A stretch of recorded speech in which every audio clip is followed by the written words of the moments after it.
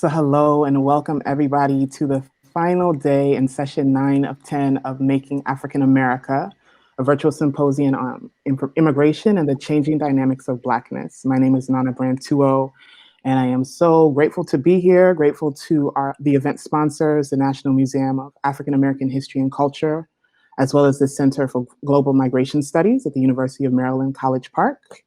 Like I said, my name is Nana Brantuo, and I am excited to be in conversation today with organizers and advocates that have done work and are a part of Black immigrant communities across the country. And so without further ado, I'm going to introduce our panelists and then give them the first question, and we'll be in conversation throughout. So Nakia Woods is director of Hope Collaborative and was previously Bay Area organizer with the Black Alliance for Just Immigration, where they focused on meeting the immediate needs of Black Americans and Black immigrants through organizing and advocacy. In their spare time, they nurture their plant daughter, Lily Potter, get ridiculous tattoos, and interact with all things Harry Potter. Thank you so much for joining us, Nakia. Malachi Hernandez is legislative intern at the Massachusetts State House and mobile enterprise manager for the city of Boston. He is a graduate of Northeastern University, where he studied political science and communications. His experience growing up in Boston fueled his desire to combat injustice and advocate for communities of color. This led him to work for the Obama Foundation's My Brother's Keeper Alliance. At My Brother's Keeper Alliance, he works alongside industry leaders to develop safe and supportive communities for boys and young men of color, where they feel valued and have clear pathways to opportunity. Thank you so much, Malachi, for joining us. Gregory Ronnie James is an immigrant organizer from St. Lucia, the Helen of the West Indies. He is a graduate of the City College of New York, where he received a Bachelor's of Arts in International Studies with a focus on public policy and how it can be used by communities to bring about change on an institutional level.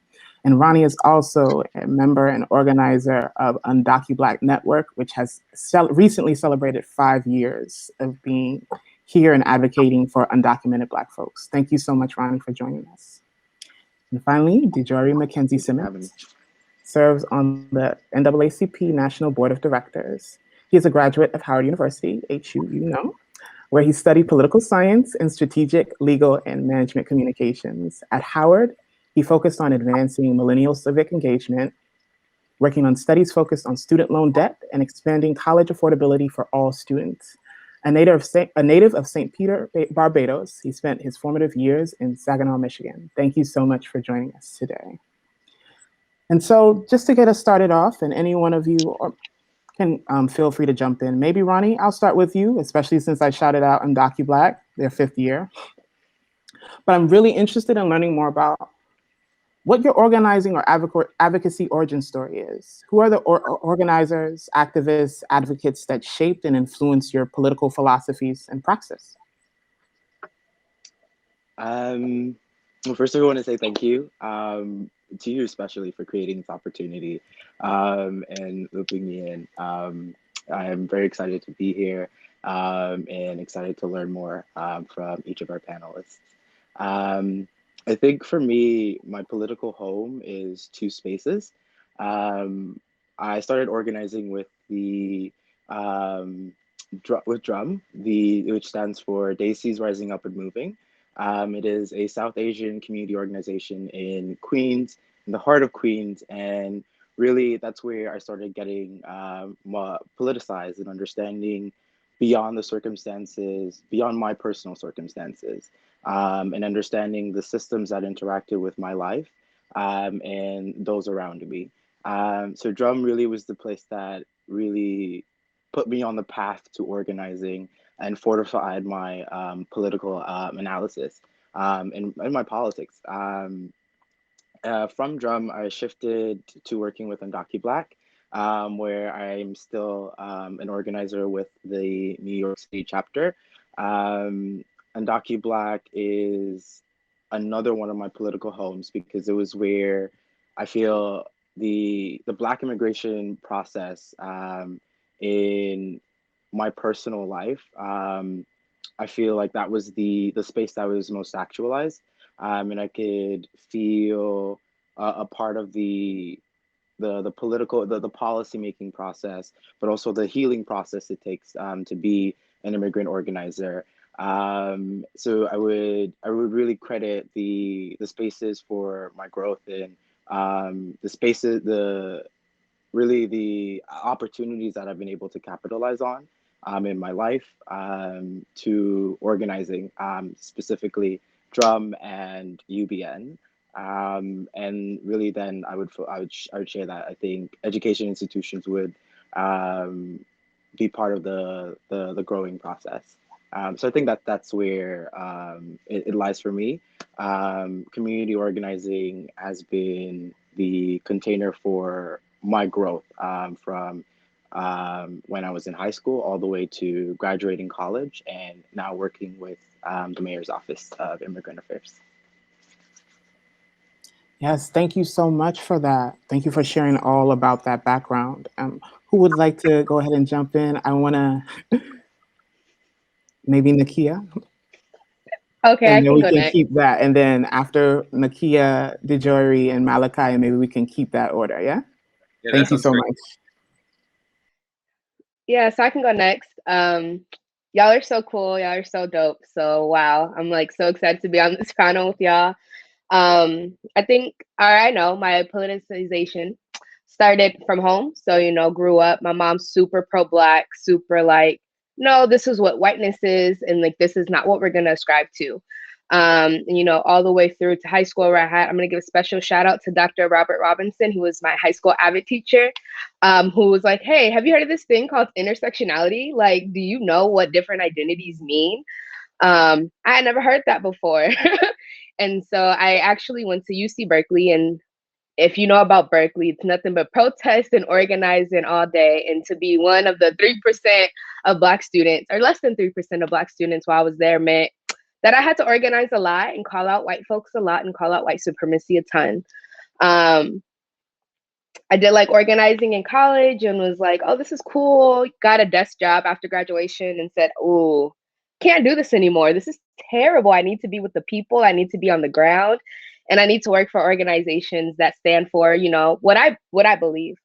And that's actually, I made a decision one day. I said, I can't do this anymore. And I applied to work with BAJI, Black Alliance for Just Immigration.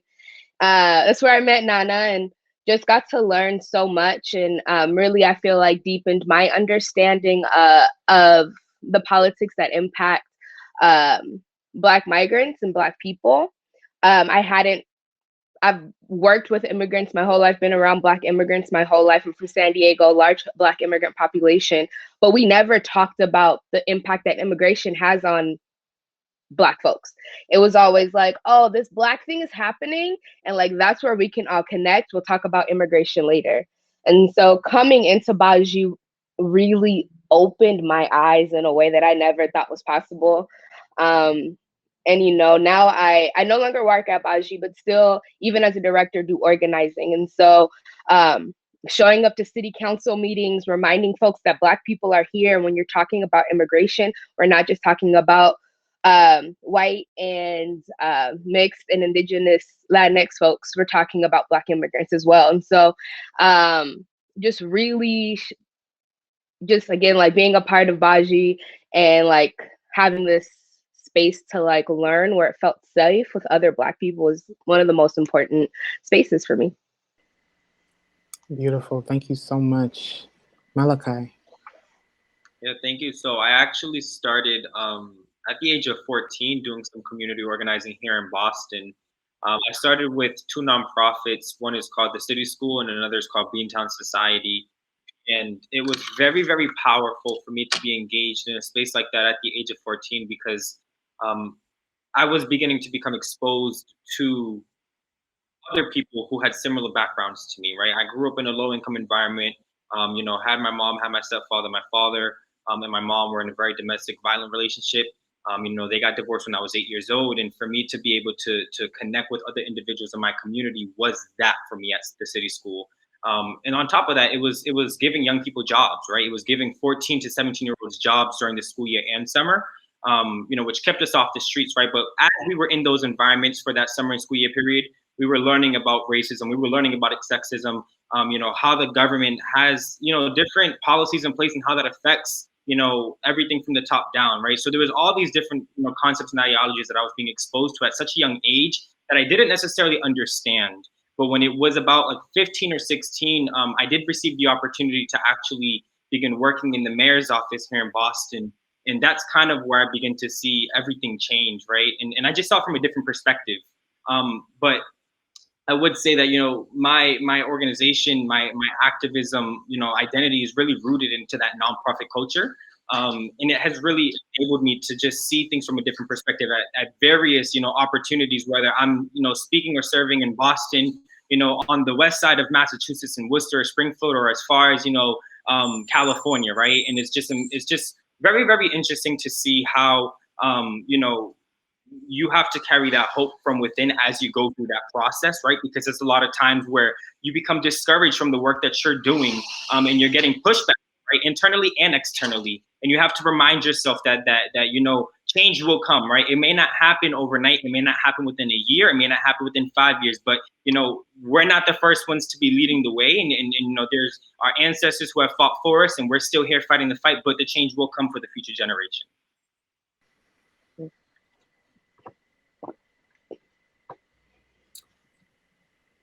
So I want to say thank you for inviting me and being a part of this amazing conversation. So excited to have this conversation with you all, reading you all's bios. I honestly, like, I'm excited. This is going to be fun.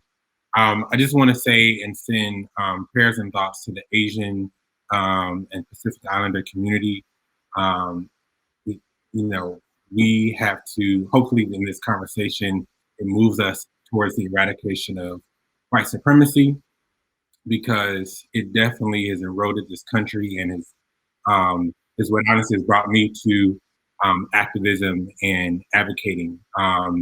So like was said earlier, I'm from Saginaw, Michigan. And when I was 15 years old, I witnessed a brutal death of a vagrant in our community by the name of Milton Hall.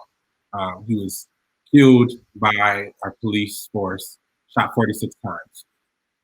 And that experience, witnessing that, having to see that summer, and looking around to see where I can lend my voice, lend my energy that I had, because I didn't know what I had, but I know I had the energy to do something and want to say something. And so I turned to the NAACP. And so in organizing, I really had to look at how I really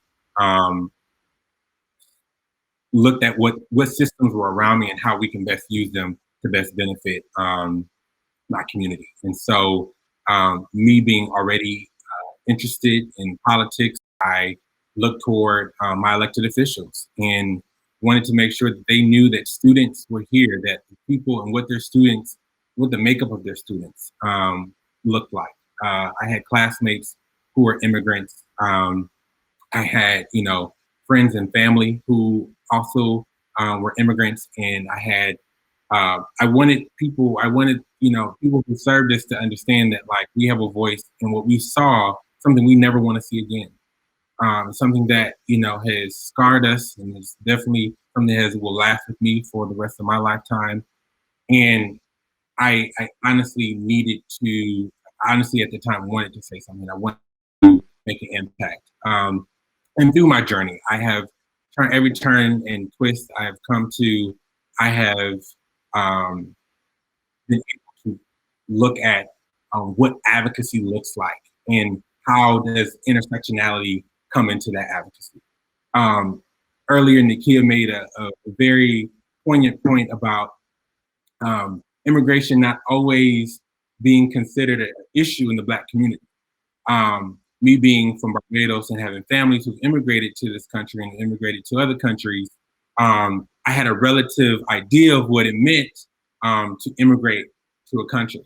But that was not something that was spoken in my community. That was not something that we thought was an effect or a problem in our community, that Black immigrants, you know, didn't have, you know, the same privileges that some Black Americans have. And so it was honestly, it took me going to Howard University. It took me really, you know, being in the MCP to understand what the intersectionality looks like, how to properly advocate for it, and to make sure that when I'm going through life, as I'm moving through this space, how we continue to be more inclusive instead of exclusive. I'm really excited to have this conversation, and I'm so and I truly believe that we're going to get somewhere. So I'm very excited. Thank you so much. Thank you for all that you have offered. And I think one of the overarching themes in all that you've offered in your organizing is lending service, or like leaning into supporting and being in service to community, past and present. And I'm now curious to just learn, because we've gone through an incredible past about 5 years in terms of policy landscape. And I want to learn, in terms of your own context, the spaces that you work in, the places you're coming from, how is the current policy terrain in your community presented opportunities or challenges for organizing? Like, what are folks experiencing as they're trying to access political decision making or safety? Like, what is going on, and how are you and the folks you're working within that to find opportunity and to mobilize? And I'll give it a little minute, and then we can go in the same order as we began.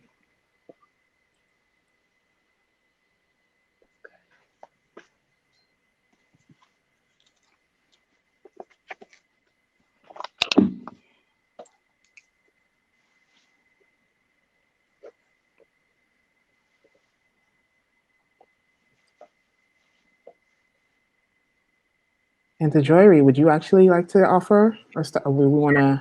Yeah, I can go.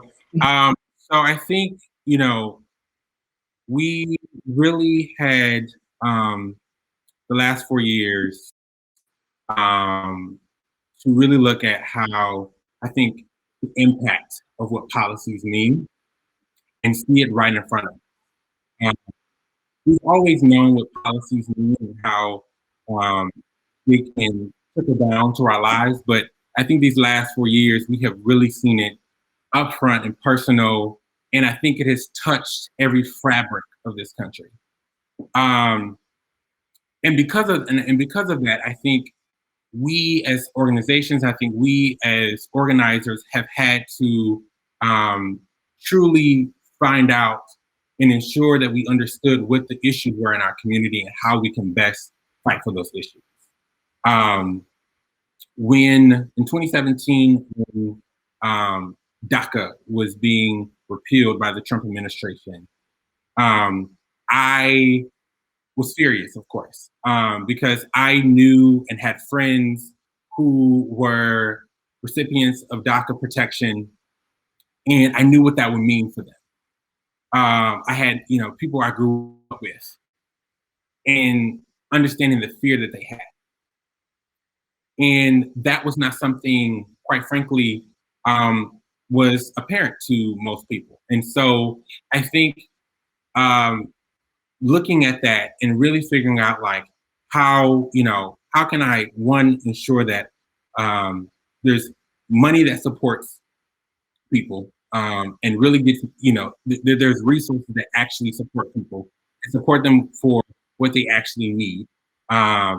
And so in that conversation, like, it includes immigrants, it includes undocumented individuals, and and I can say internally from a police standpoint, we had to really educate our community and educate our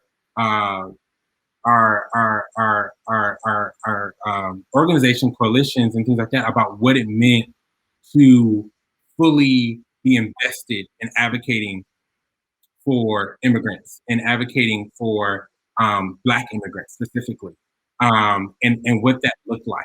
And I think in all of that, I think this political terrain currently is still having to understand that.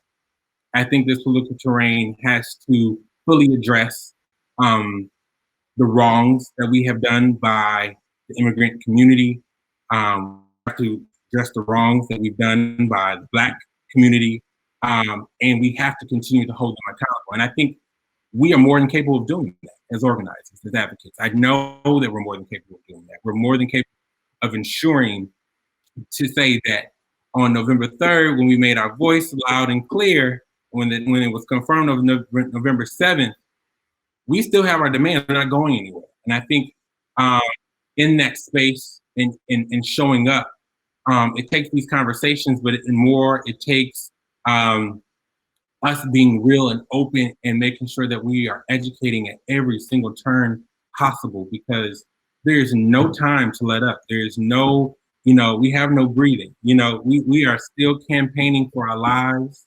We are still fighting for it. We are still making sure that, at the end of the day, that when we say Black Lives Matter, that means trans lives matter, that means immigrants' lives matter. All those intersections, they matter, because they affect me, they affect the children I may have, they affect the community I may want to see.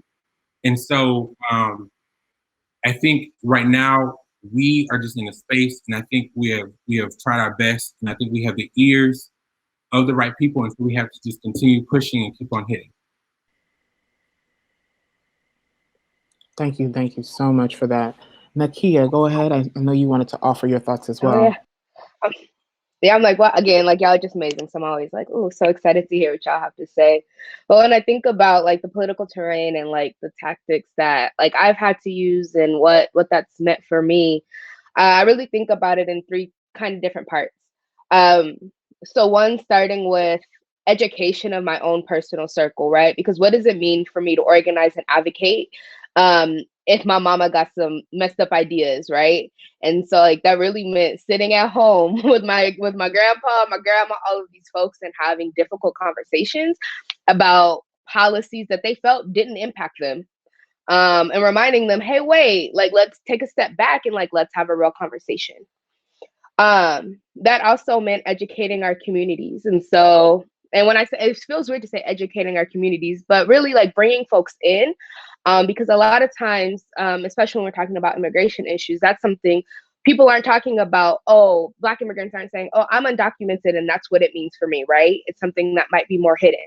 And so like having those real discussions around immigration policies, how they might impact you, and like, actually, I'm here to provide you some resources.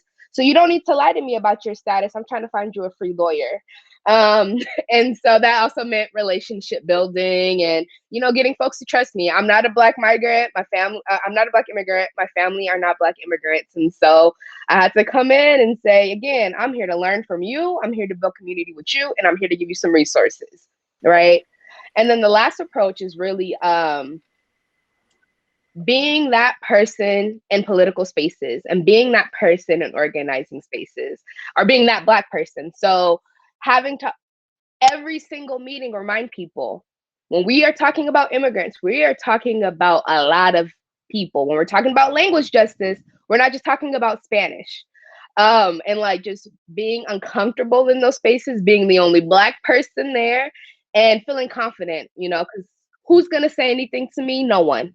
I'm here for my people, right? And so I feel like it's been so interesting because when I come into organizing, I really do try to come in being myself and being as authentic as possible, while also, depending on who I'm talking to and what room I am in, sometimes you got to flex. If I'm with a population of folks, I remember I was doing a Know Your Rights training for some Ethiopian folks. I had to say, yeah, I went to UC Berkeley because folks weren't listening to me. So I had to say, all right, let me show this so that y'all can respect me, right? And it also means, stepping in and willing to admit that I don't know something, and saying, I'll get back to you. I didn't actually know about that policy because that's not my expertise, but let me go. And actually I would hit up Nana a lot of times. Let me hit up Nana and like, let me see, and like, let's have a conversation about what's happening.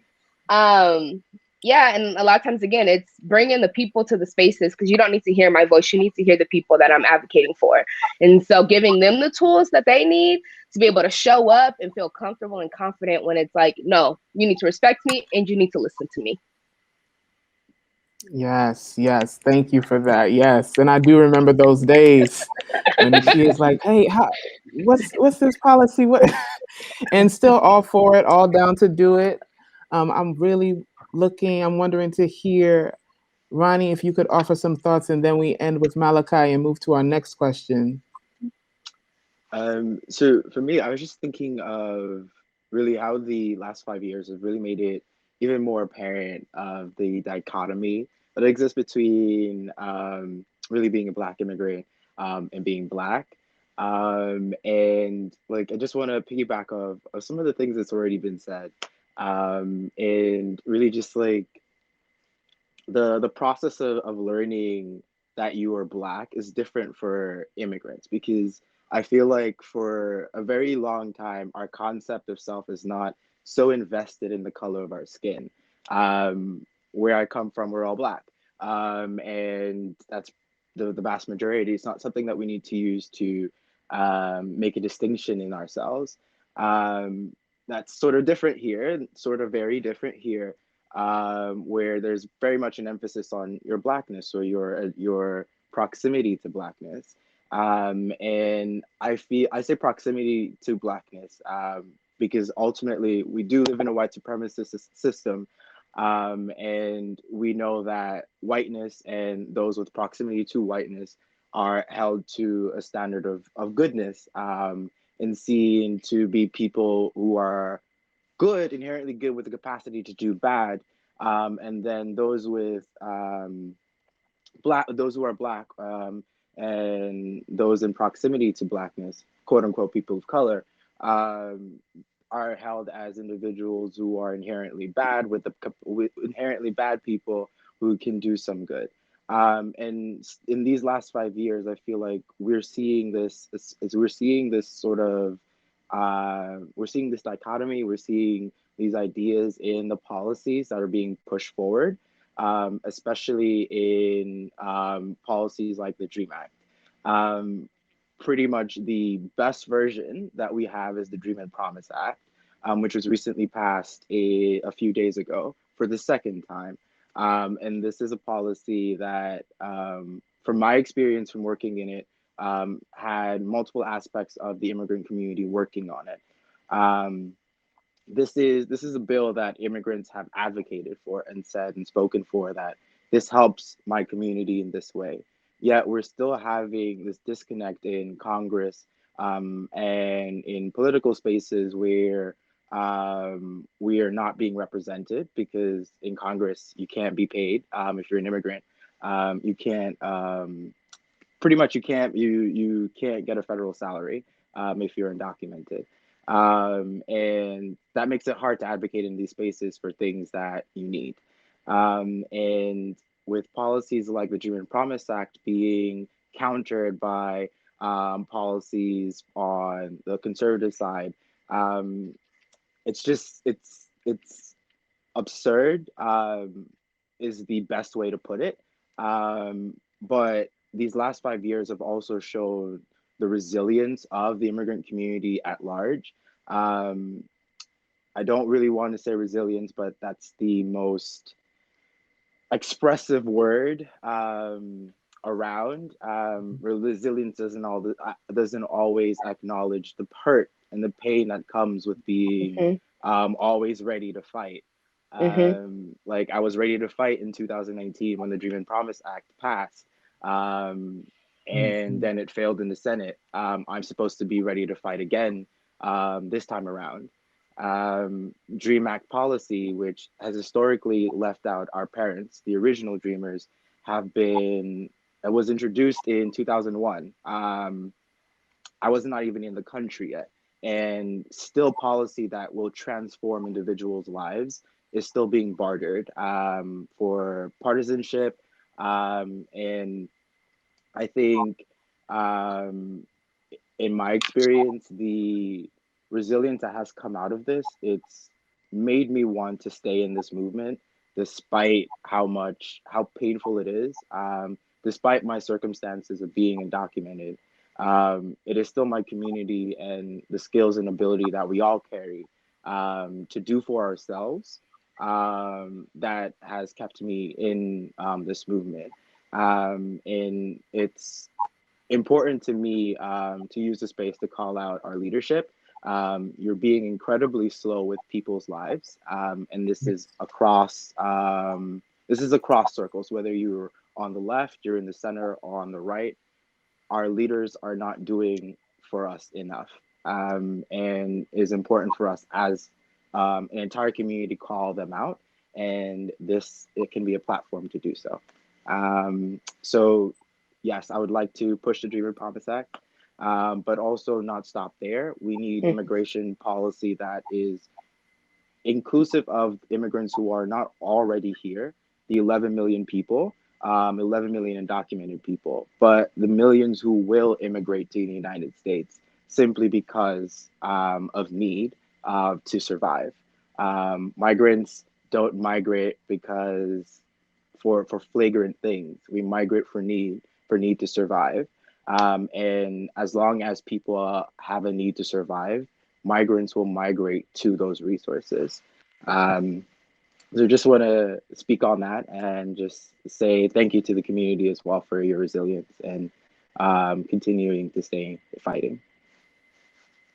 Thank you, and thank you for taking up the space. It's a space for all of y'all. Take up as much space as you need. Malachi?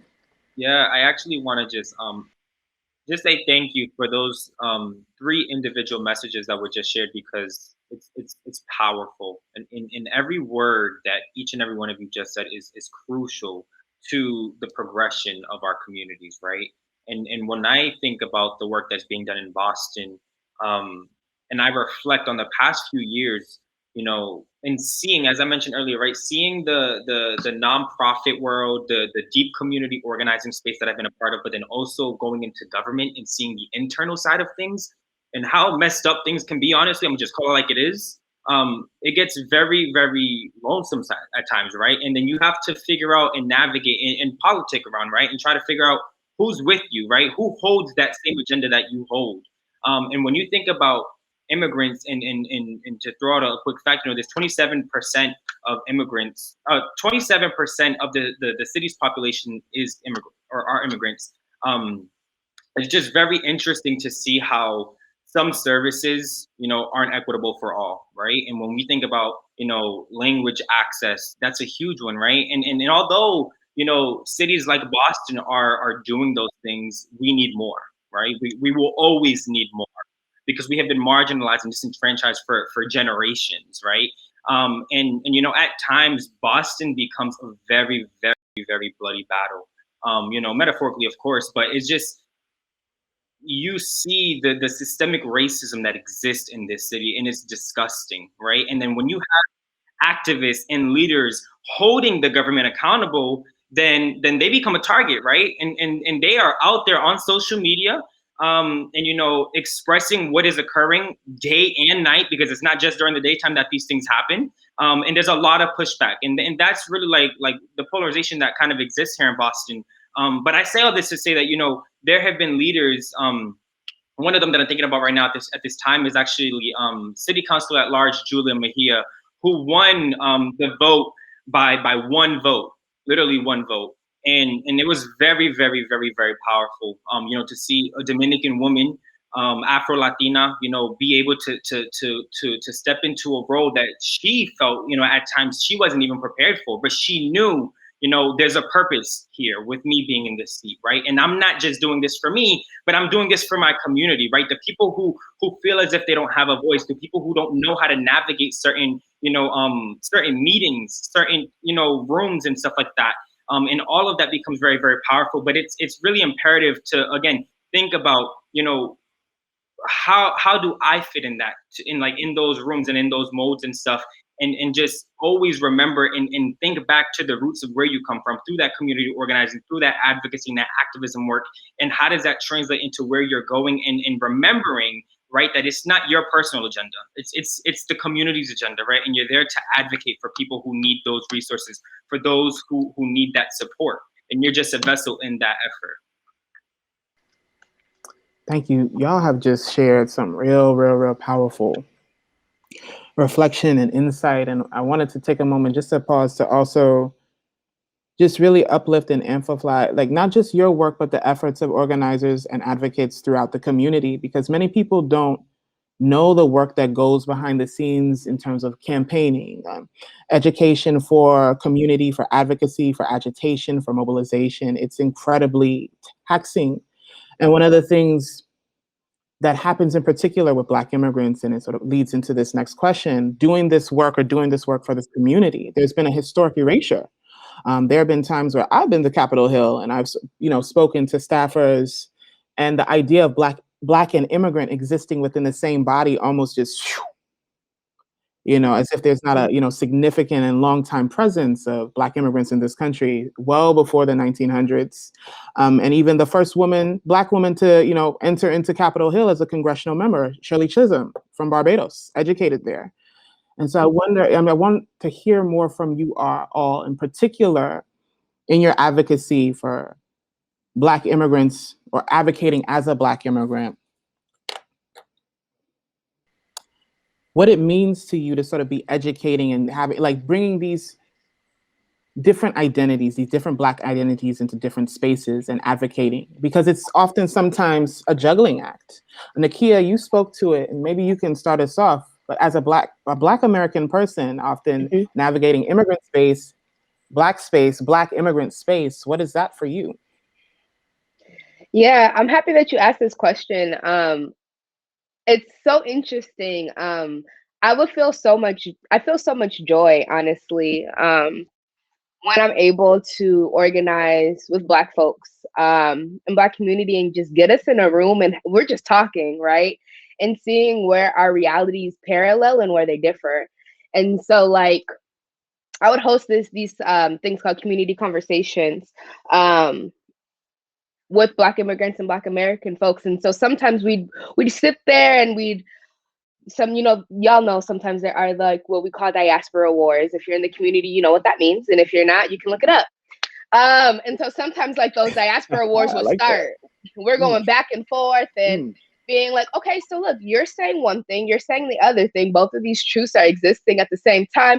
How about we call it the white supremacy instead of attacking each other, right? And, like, posing that one little piece and the difference that it would make in our community spaces. We're talking about advocacy as well, like thinking about, especially in California. I think all of y'all are on the East Coast, so it looks very different in California, where the idea of Black immigrants it just feels like, oh, there's not a lot of Black immigrants here, so do they exist? So it'd be me, again, sometimes being the only Black person in the room, advocating for Black immigrants and, like, saying, I'm not speaking for Black immigrants, I'm not a Black immigrant person, but I'm the person that's here now. And so, like, y'all need to listen and we're gonna have this conversation. There's, like, it's so interesting, and now I'm, like, just babbling, but, like, the invisibilizing of Black folks and the hypervisibility of Black folks, it happens all at the same time. And, like, being a Black immigrant, like, again, times 10, you're the most impacted group of folks. You're the folks that are more likely to be deported, more likely to be arrested, and then you're erased from this story. You're erased from this narrative. So, I mean, it really, or, like, again, it puts me in a weird space sometimes, because I have to, like, fight, and people don't want to hear me sometimes. And sometimes that also means uplifting the immigrant folks that I'm working with. All right, I'm gonna fight, and, like, Ronnie is here. Let me have Ronnie talk to y'all. Do you feel comfortable with that, Ronnie, or do you want me to keep going? Which one is it, Yeah. Well, thank you for that. It's a tussle. Do our folks wanted to jump in and offer their thoughts as well? Once again, like, holding your multiple selves and navigating that in advocacy space. Yeah, I actually want to chime in here because it's been interesting. The experience that I have had, I've wrestled with a lot, right? And I say this as authentic as possible. Being a light skin, I'm a Puerto Rican man. I've been tokenized a lot. And during this time of COVID, I have truly understood that. And I feel a certain way about that, right? I feel a certain way about, a lot of these nonprofits, a lot of these, white organizations taking advantage of that, because it makes them look good. It adds that diversity and inclusion, right? And for me, it's just been interesting to really see how, even though at times I've been in certain rooms, in certain spaces, and have said literally to their faces, it's not about me. It will never be about me. You need to include other people into this dialogue, and I'm willing to give up my seat at that table if needed. And the fact that they don't do that speaks a lot. Speaks a lot about their character and about their organization. And that has been some of the experiences that I've faced through the work that I've done, nationally and locally. And when I think about, being able to assist other young people, because a lot of the work that I do is around youth development, being able to help them recognize that from a very young age, because I didn't know that at the age of 14, 15, 16, I've been able to kind of almost serve as a mentor in a I guess like adult figure, you can say, in that sense, because I'm able to guide and assist the other young people who are currently in high school or middle school or graduating high school, whatever it is, and say, hey, this has been my experience growing up in the city of Boston, and this is what I have been challenged with, and some of the opportunities that I've received, but also this is who you want to trust and trust. So it's just kind of given me a lot of insight, I would say, in how to understand and navigate certain rooms politically, honestly. Ooh, thank you for that. Tokenization is a very real, I think something historically that has happened with Black immigrants as well. It's the first, it happens with just so many of us. And thank you for speaking to that. Mm-hmm. I feel like it's constantly coming out, whether that be to like inform someone on my identity or to counteract someone's assumption. This question sort of made me think back about a conversation I had with my brother. We migrated here at the same time. He was a teenager and I was 9. So we were sort of going to school and experiencing America at the same time. And we recently had a conversation about what it felt like first getting acclimated to the environment.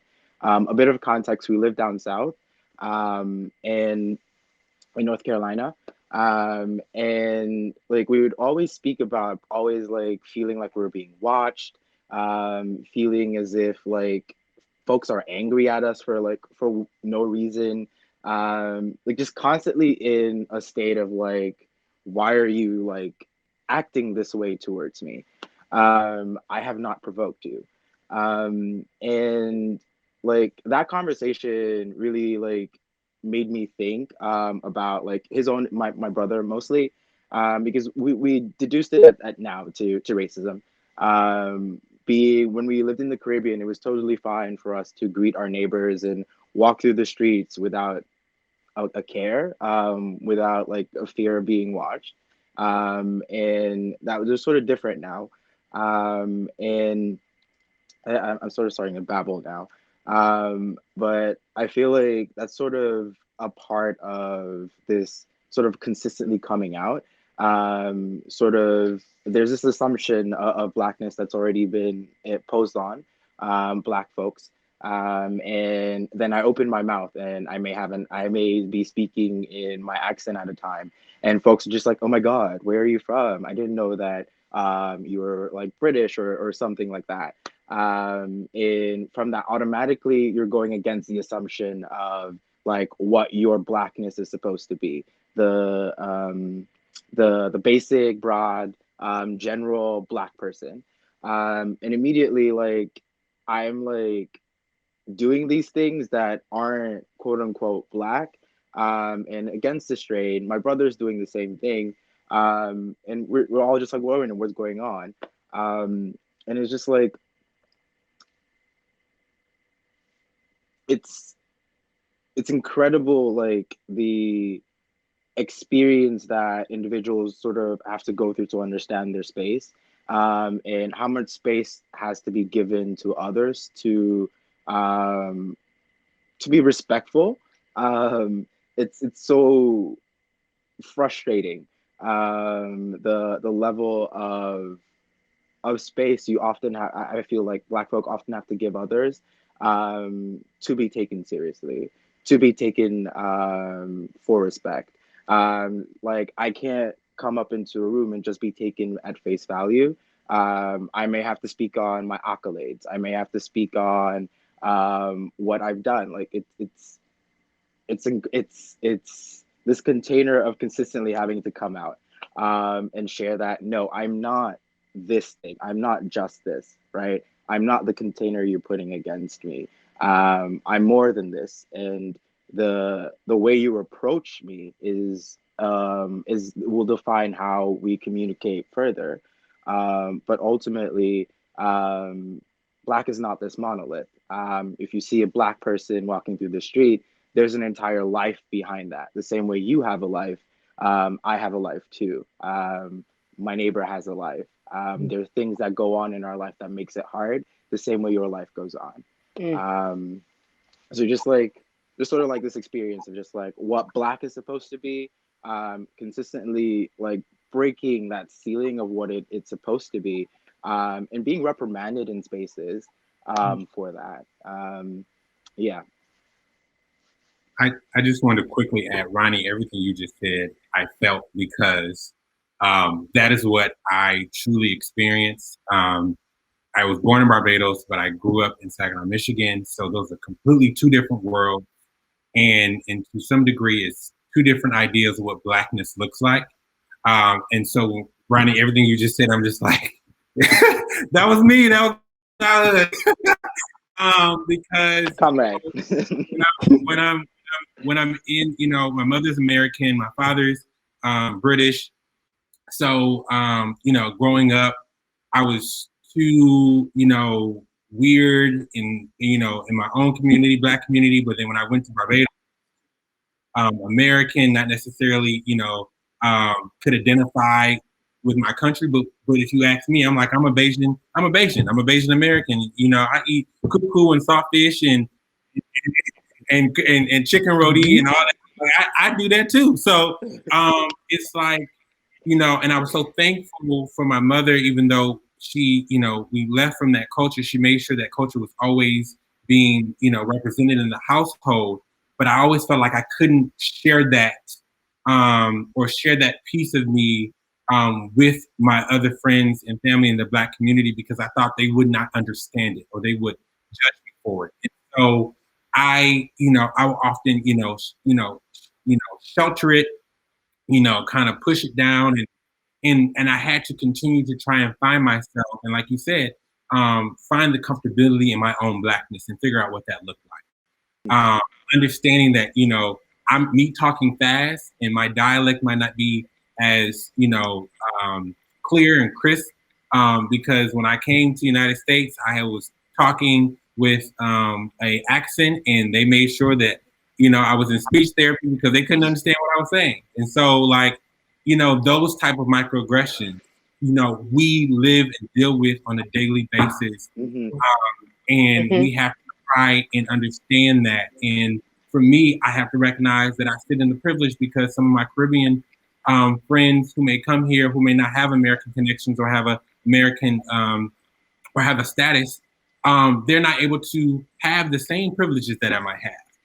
But at the same time, I can, understand and relate with what they go through, because I've seen it for myself. I have, I might not have experienced it, but I have family members who have experienced it. So it seems so real to me. And so I really want to push, our community to really understand what it means to embrace all Blackness and truly understand how bonding and creating that space to do that will just move us forward as a people, not in this country, but worldwide.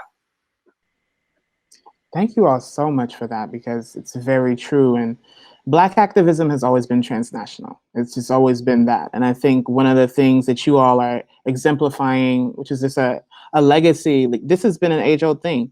Migrants come here because of the needs that they have, or are pushed here because of American policy, and they come here, they meet oppression and injustice, and they fight against it. And it's something that has been like consistent.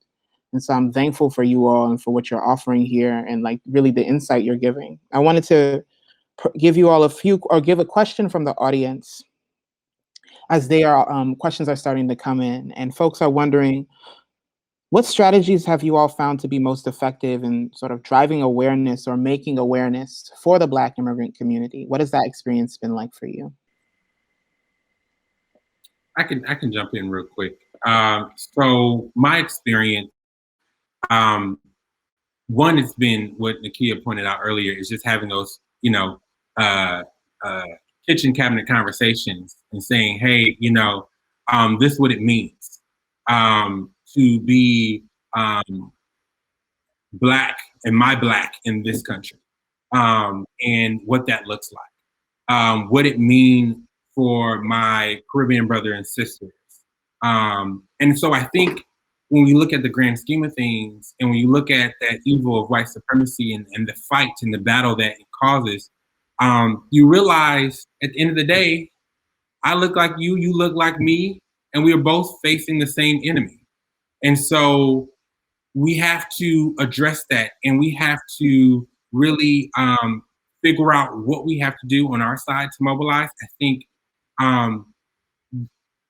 because we have been in such a racial divide and racial strife this past summer and these last 5 years, I think it has made it easier for us to understand the concept, for us to finally digest what it means to be different, that Blackness was not one thing, that Blackness was not what was always portrayed in the media, that immigration does not only affect Latinx and Indigenous people, it in fact affects Black people as well. And so I think, I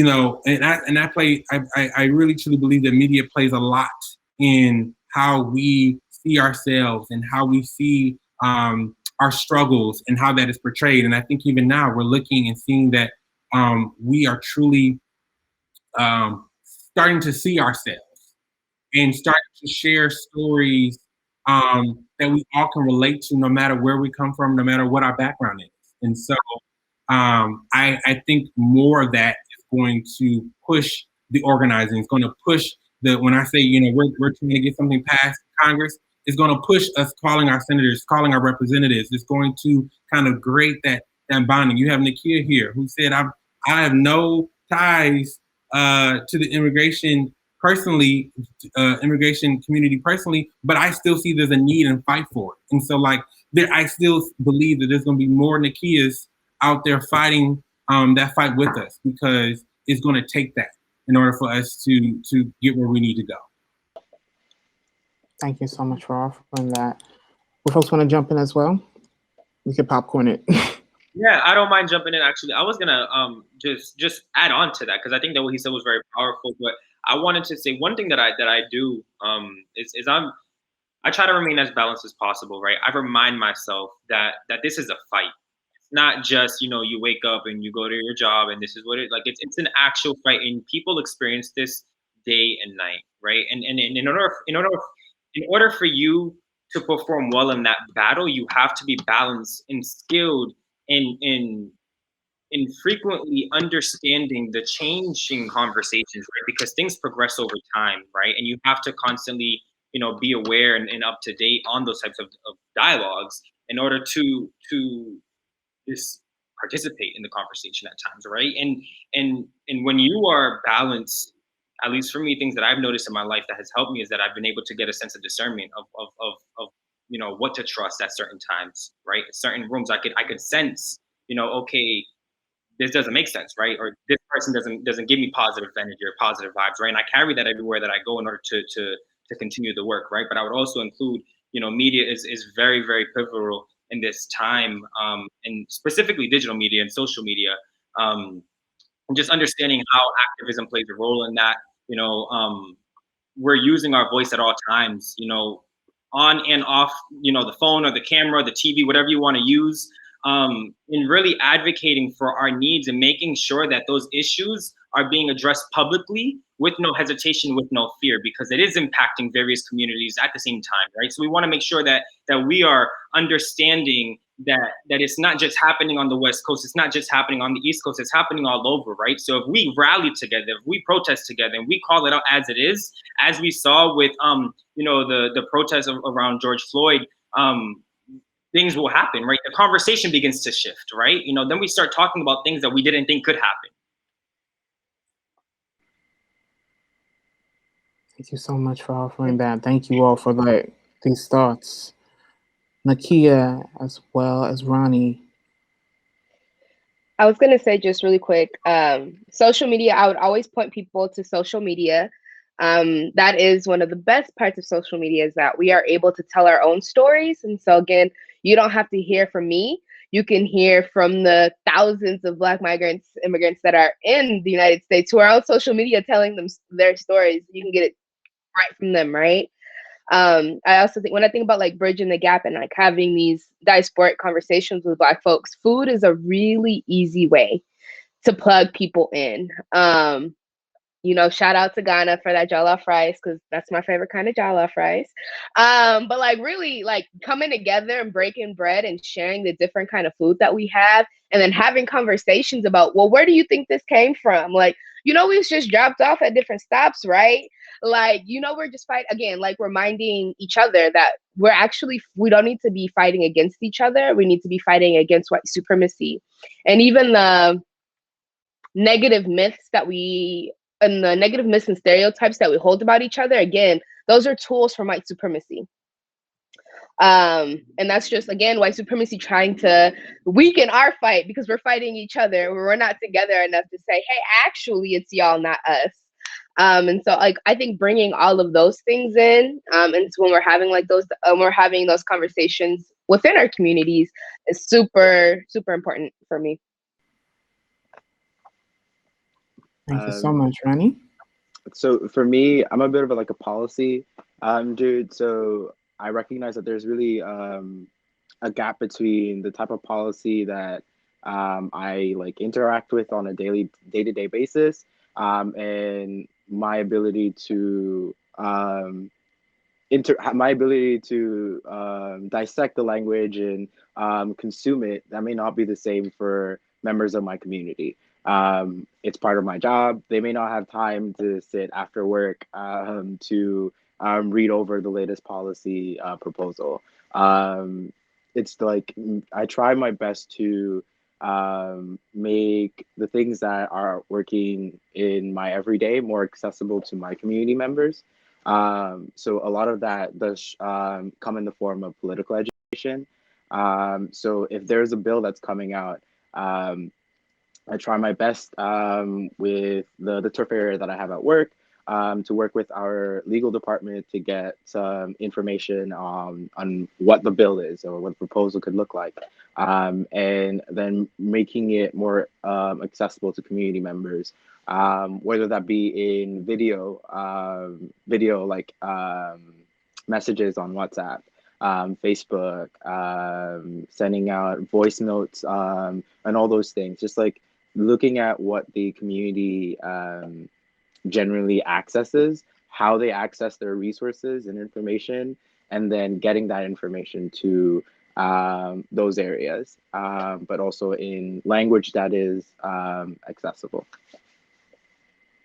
Yes, thank you so much in particular for ending on that piece, because I wanted to give each of you all some time to share and sort of talk about the different campaigns, coalitions, organizations that you may be working with, sort of the work that you're excited about, that you're doing, that's relevant to the Black immigrant community. Because I really want you all to just use this platform as well to get out whatever work you're doing. Because as you're saying, right, the campaigning, the advocacy, it's working with the people. As many folks as we can get following your organizations online, many folks we can get on your mailing list, going to meetings, so use this time to share what you're doing with us and how we can support.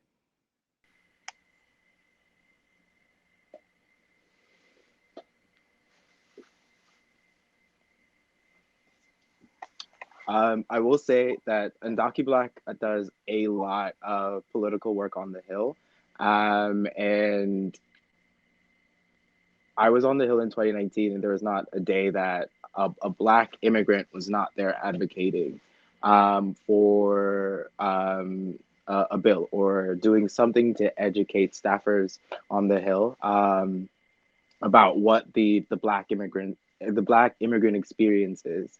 and how it intersects with being Black in America. I think if it is possible, folks lend a hand in lifting up a message to your representatives, whether that be on a state, local, or federal level. Any form of interaction does help in lifting up not only the issues that we've shared today with you, but also what you're going through. Having honestly having a conversation or just venting your issues that you're facing to your representative, it could be a great way of getting on their radar, getting issues on their radar, and make them more likely to go after those issues and work on them. Thank you so much, Ronnie. And for those folks in the audience, if you want to follow UndocuBlack's work on Twitter, it's at UndocuBlack. So UNDOCU Black. All one word. Thank you. Other folks, share what you're doing, what you're excited about, and how we can get involved.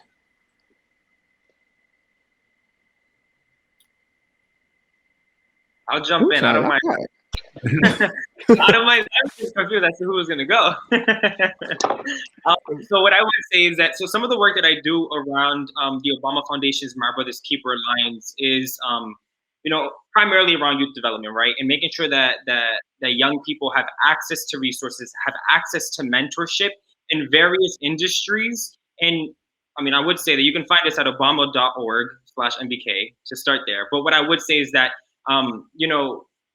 we're always looking for leaders, right? For activists to get engaged with the work that we're doing, because we understand that the work doesn't start here and it doesn't end here. And we have to make sure that we are informing the next generation of young leaders that are arising at this time, because they have a very, very powerful voice, right? And so when we go around and we ask, different communities to join, we want to make sure that we're being intentional about, you're not just signing on just to sign on just for the brand, but you're signing on because you understand that anguish needs to, you can meet anguish with action, right? And you want to make sure that we're turning the negative things that we see on a daily basis, especially on social media, especially on our TVs and stuff, and we're putting it into practice for positive outcomes, right? So I would say that.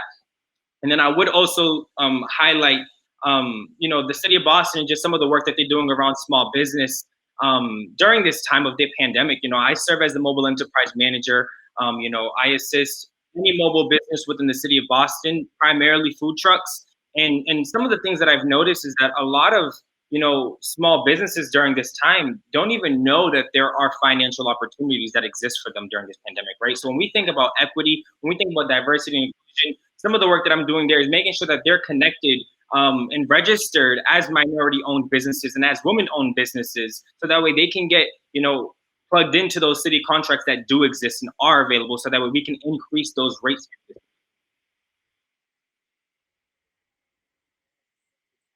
Much.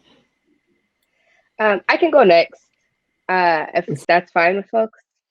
I'm sorry. Okay. So I work with Hope Collaborative. You can follow us on Instagram at Hope Collabo. We're currently working on a lot of campaigns, but just thinking about one of the things that I think is super important, we're working on food redistribution in Oakland, California. And so something that we actually purchase all the food, we're purchasing 50 meals a month.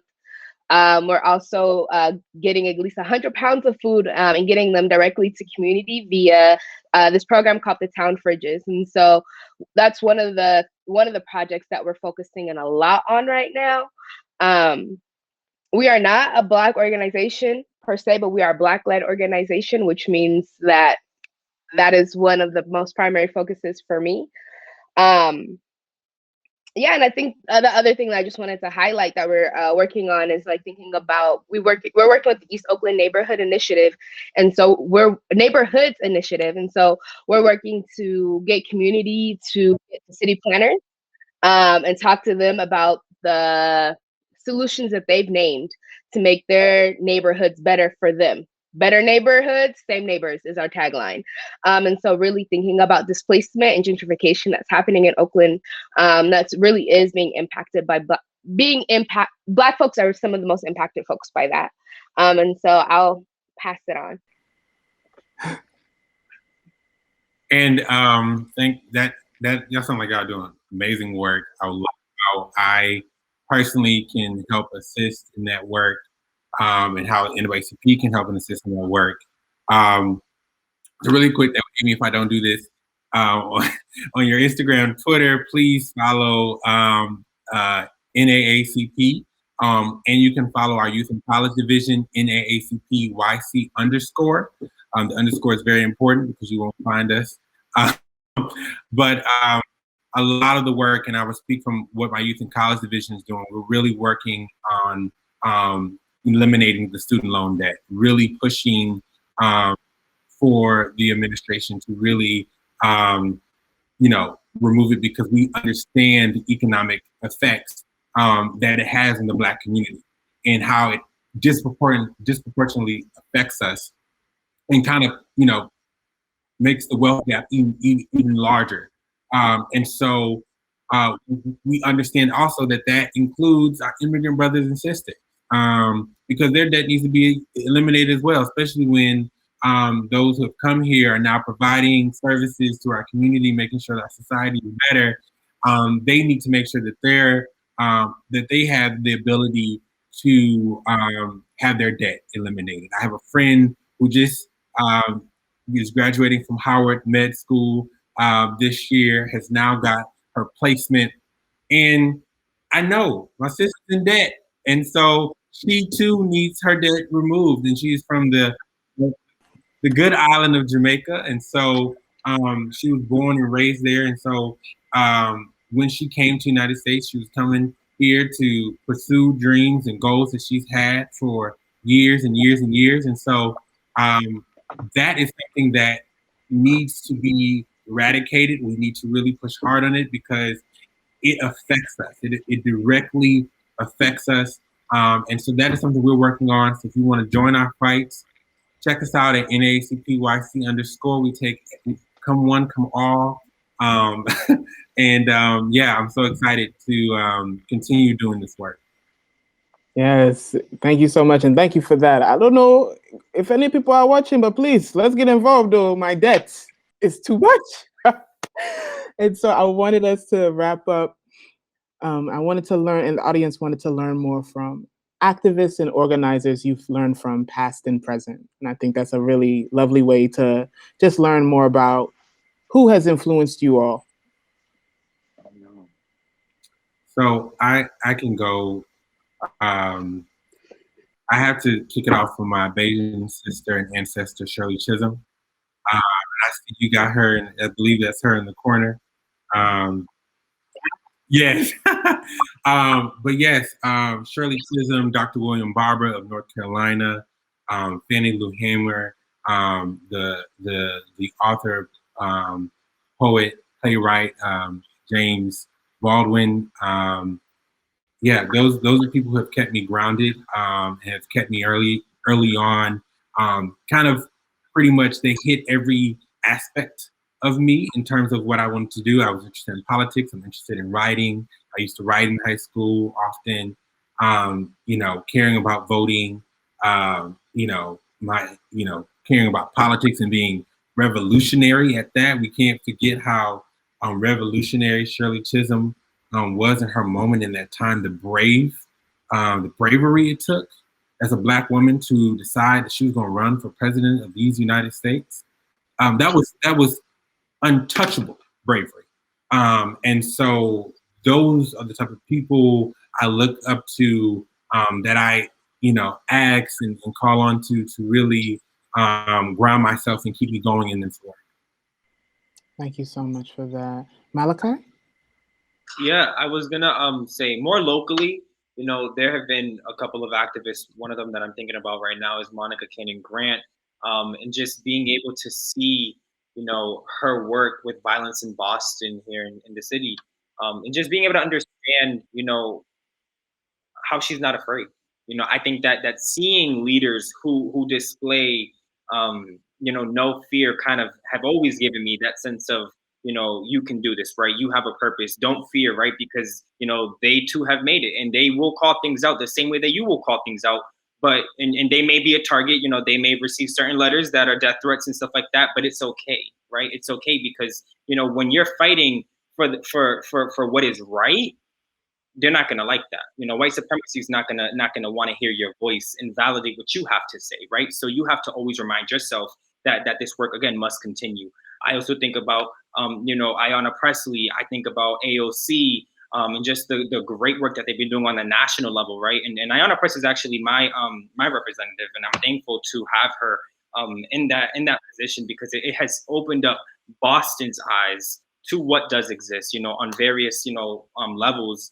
And it has truly inspired me and given me that fire to believe, right, and trust that, you know, it's okay to have people in different positions in different places. You don't always got to remain where you're at and where you're comfortable with, but you have to push yourself and continue to grow because this is a fight that is always ongoing. It's not going to start and stop where you live at, and you have to continue to make sure that agenda is being pushed in all places. Thank you so much. Ronnie, and then Nakia to close us out, please. I can go next. I think I'm going to be a little bit corny. Could I have the question again, please? Hello? Okay, now I hear you. Can you hear me? I can hear you, Nakia. Okay, so the question is, the audience would just like to know about activists and organizers you've learned from past and present. Okay. I think for me, I definitely want to lift Fahad Ahmed from Drum. I would like to lift the leaders from UndocuBlack, the founding leaders. I think really these individuals have been paramount to, I feel, my organizing process. And each of them shares, I've shared a moment with each individual that I feel solidified a part of my politic. So I want to raise those folks personally. Outside of that, I'm going to be a little bit corny. I'm going to say my mom and my loved ones. They're fortunately, a lot of my loved ones are activists, such as Manny Youssef. She is the one who originally got me into organizing, and I would not be where I am in organizing or even in front of this camera here without her starting me on that journey. So I want to say those folks. And then I can go next. I think I'm last, but definitely not least. And so I'm going to be corny too, Ronnie. When I think about what keeps me in this work and what drives me, I think about my family. I think about my grandfather who moved to California, didn't know how to read and write, and still, you know, is not literate, and continues to push forward every day. I think about my mother who was 16 when she had me, single parent and gangs, and you know, still to this day is like my biggest hero and the biggest reason that I do the work that I do.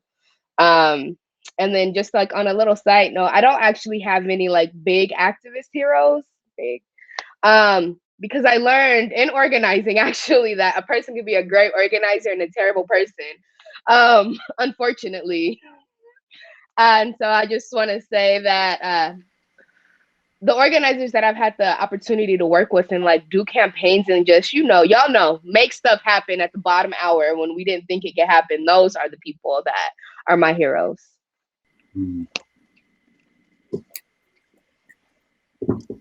Thank you all so much. Can y'all hear me? Thank you so much. Thank you for the confirmation that I'm not able to hear you all on my end, and I know y'all shared some fire, but I'll come back to video, and I'm encouraging everybody else to make sure to go to the Smithsonian's website, the National Museum for African American History and Culture, more specifically, to look at this video and other videos. So Thank you all so much for this great session, for all that you offered, for the work that you do. I want to encourage folks who are watching to stay tuned for session 10, which is I Too Sing America, Writing Blackness in Poetry and Fiction. And just thank you all, and thank you to the Smithsonian and the University of Maryland Center for Global Migration Studies.